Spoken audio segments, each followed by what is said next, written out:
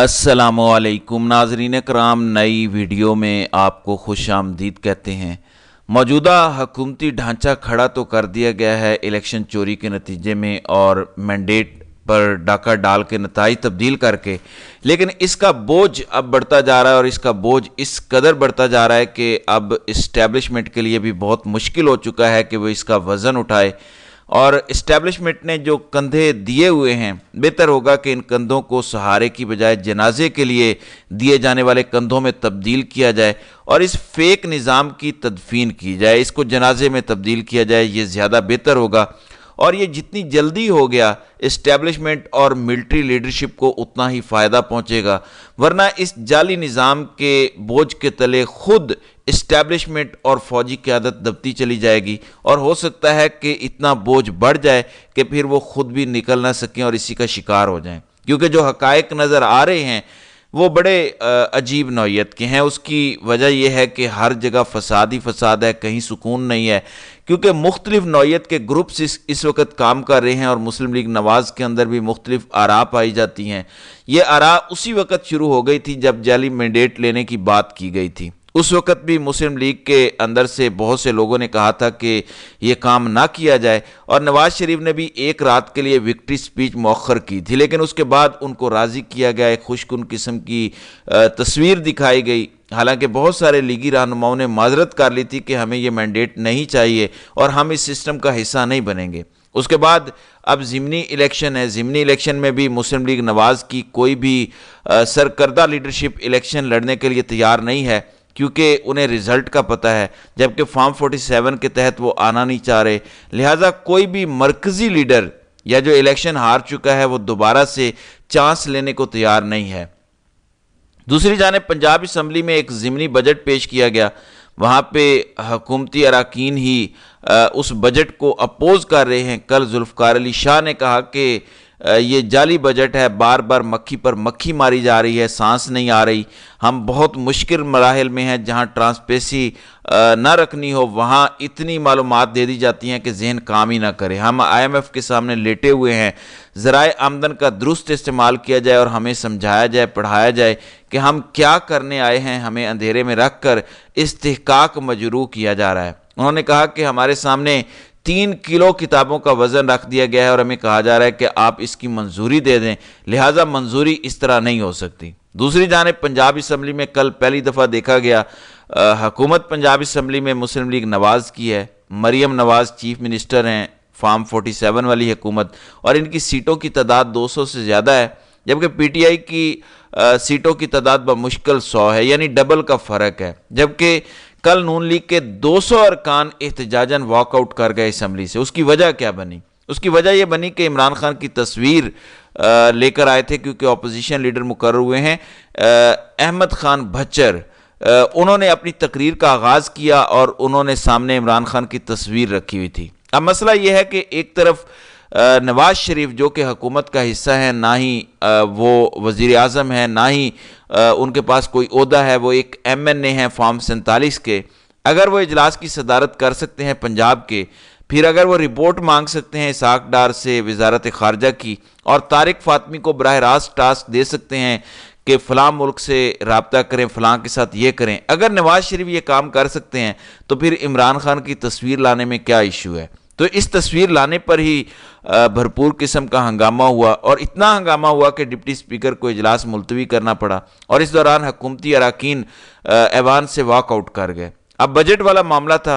अहमद खान भज्जर ने कहा कि बजट में सिर्फ ₹2.75 बजट रखा गया हर नौजवान के लिए। वर्किंग वूमेन, लेबर क्लास, ज़राअत को नज़रअंदाज किया गया। सेहत कार्ड के हवाले से सिर्फ 45 अरब रुपया कौम से मजाक के मुतरादिफ है। ये कल पंजाब असम्बली में हुआ। दूसरी जानिब तहरीक इंसाफ ने 30 मार्च को जलसे का प्लान है इस्लामाबाद में, उसके लिए दरख्वास्त भी दे दी है और इसका जवाब आ जाना है। अगर इंतज़ामिया ने इस जलसे की इजाज़त ना दी तो इस्लामाबाद हाई कोर्ट ने कहा है कि दोबारा हमसे रुजू करें। इससे पहले तहरीक इंसाफ की लीडरशिप फजलुर रहमान को इनवाइट करेगी, जमात इस्लामी को करेगी, महमूद खान अचकज़ई और सरदार अख्तर मेंगल, GDA, ये तमाम जमातें जो समझती हैं कि धांधली हुई है, इलेक्शन चोरी हुए हैं, उन तमाम जमातों को इनवाइट करेगी। और इस सिलसिले में पहली मुलाकात امیر جماعت اسلامی سراج الحق سے پی ٹی آئی کے وفد کی ہوئی ہے۔ عمر ایوب، اسد قیصر، جنید اکبر اور ڈاکٹر امجد خان وہاں گئے ہیں۔ جماعت اسلامی کے امیر اور سیکرٹری جنرل سے ان کی ملاقات ہوئی، احتجاجی تحریک کے بارے میں یہ ساری گفتگو تھی۔ دوسری جانب جو ڈونلڈ لو کی ہیئرنگ ہوئی، اس میں ڈونلڈ لو نے پچھلے سائفر سے کوئی 10 گنا بڑے میزائل داغ دیے، ایسے میزائل داغے کہ پاکستان کی موجودہ حکومت کو سمجھ نہیں آ رہی کہ وہ کیا کرے۔ ابھی تک ہمارا دفتر خارجہ منہ بند کیے بیٹھا ہے، حالانکہ اسے بتانا چاہیے کہ یہ ہو کیا رہا ہے کہ ہماری پاک ایران گیس پائپ لائن بھی امریکہ نے کنٹرول کرنی ہے، سی پیک کے منصوبے بھی امریکہ نے فریز کرنے ہیں، ڈونلڈ لو نے کرنے ہیں، باقی جو ہماری خارجہ پالیسی وہ کنٹرول کریں گے۔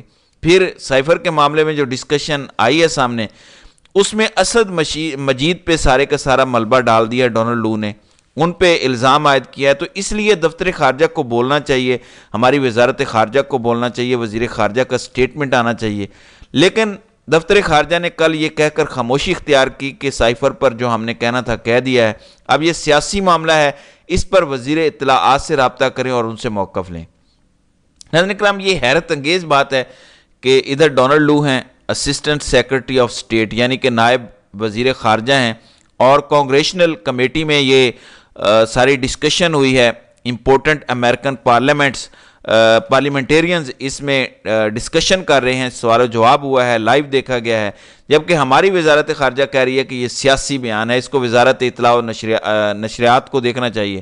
تو یہ صورتحال ہے کیونکہ دفتر خارجہ نے ایف آئی آر بھی عمران خان یا شاہ محمود قریشی کے خلاف نہیں درج کروائی تھی۔ سیکرٹری انٹیریئر یعنی داخلہ نے یہ سارے کا سارا کیس ان کے کہنے پہ کیا تھا۔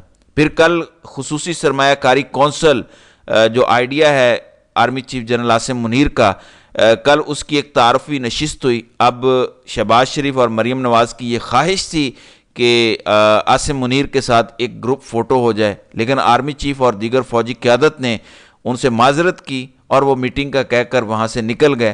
اس میں صرف آرمی چیف ہی نہیں بلکہ دیگر فوجی قیادت بھی موجود تھی۔ پھر خواجہ آصف کی کل ایک ویڈیو چل رہی ہے، خواجہ آصف کیونکہ فارم 47 والے ہیں، ریحانہ امتیاز سیالکوٹ میں جیتی ہیں، وہ فارم 45 لے کے پھر رہی ہیں، جبکہ خواجہ صاحب آگے آگے ہیں کیونکہ سسٹم نے ان کو فارم 47 دیا ہوا ہے۔ اب ایک پروگرام میں اینکر نے ان سے کہا کہ آپ حلفاً کہہ سکتے ہیں کہ آپ جیتے ہوئے ہیں، تو اس پر انہوں نے کہا کہ یہ ایسا ہی ہے جیسے پہلا الیکشن تھا، تو انہوں نے حلف دینے سے انکار کر دیا۔ خواجہ صاحب کو شاید اس بات کا خدشہ تھا کہ معاملات گڑبڑ ہیں، اس لیے انہوں نے جنرل باجوہ اور جنرل فیض کو ایوان میں بلانے کا کہہ دیا۔ اس پہ ایک تو جنرل باجوہ کی طرف سے ان کو کال آئی اور انہوں نے کافی لتاڑا، کچھ کہتے ہیں کہ ڈائریکٹ کال آئی اور کچھ کہتے ہیں کہ انڈائریکٹ بے عزتی کرائی اور کافی برا بھلا کہا گیا۔ شہزاد اکبر کی یہ خبر ہے کہ ایکسٹریم ہاٹ ٹاک ہوئی، جنرل باجوہ نے کھری کھری سنائی، تو خواجہ صاحب نے اس کو دھمکی قرار دیا تھا اور اس کو ڈسکلوز بھی کیا۔ پھر وزیر قانون اعظم نذیر تارڑ کہتے ہیں کہ نہ ہی باجوہ صاحب کو نہ ہی جنرل فیض کو بلایا جا سکتا ہے قومی اسمبلی میں، ہاں سٹینڈنگ کمیٹی میں بلایا جا سکتا ہے۔ تو دیکھیں اب اس بارے میں آگے کیا ہوتا ہے۔ پھر نواز شریف کی حرکتوں پر بھی طاقتوروں کی جانب سے ناخوشی کا اظہار کیا گیا ہے کہ اگر نواز شریف نے ہی پنجاب حکومت، مرکزی حکومت، دفتر خارجہ اور وزارت خارجہ چلانی ہے تو پھر ان کو ہی پرائم منسٹر بنا دیتے ہیں، شہباز شریف کی کیا ضرورت ہے۔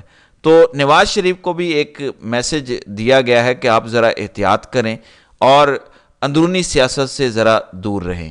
تو ناظرین کرام، آپ کی اس ویڈیو کے حوالے سے کیا رائے ہے؟ آپ اپنی رائے کا اظہار کامنٹ سیکشن میں ضرور کیجیے گا۔